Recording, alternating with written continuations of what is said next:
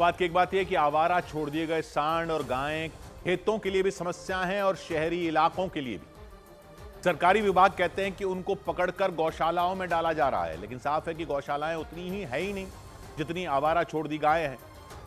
और विभाग गौशालाओं की संख्या बढ़ाता भी रहे तब भी कम ही पड़ती हैं, क्योंकि गायों और सांडों की संख्या तो लगातार बढ़ती जाती है। एक तो जगह जगह गौरक्षक किसी भी गाड़ी में गायें और सांड ले जाने वालों को पकड़कर पीटते रहते हैं, ये इल्जाम लगाकर कि ये गौ हत्या करवाने ले जा रहे थे।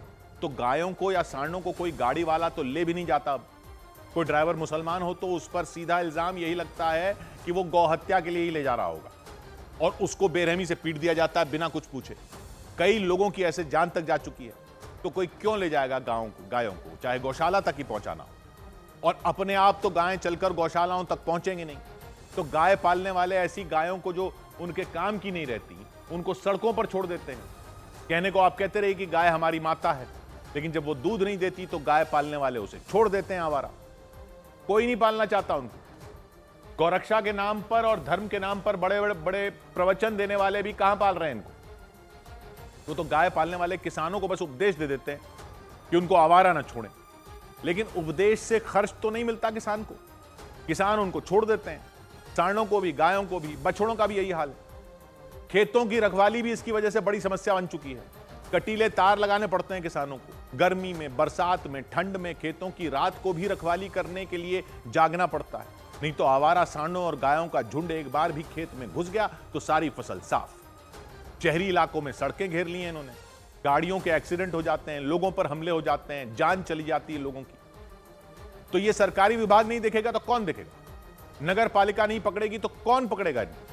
अगर गौशालाएं कम हैं तो ये अधिकारी लोग नहीं बताएंगे कितने आवारा सांड हैं, कितनी आवारा गायें हैं और कितनी इनकी संख्या बढ़ रही है, किस दर से संख्या बढ़ रही है, गौशालाएं कितनी बनानी है। ये सब कोई प्लानिंग करेगा या नहीं करेगा?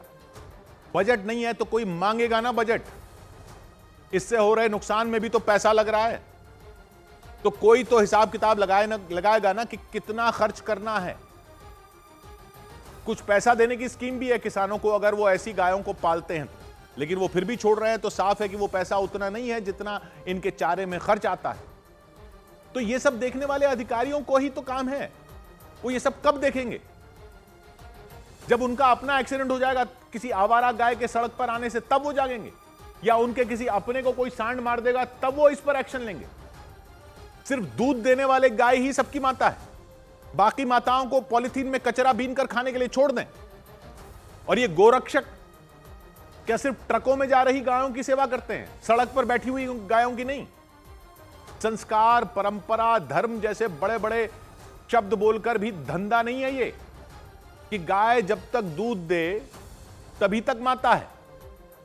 गाय की रक्षा पर बोलने वाले तब क्यों चुप हो जाते हैं जब गाय से लोगों की रक्षा भी एक सवाल बन जाता है?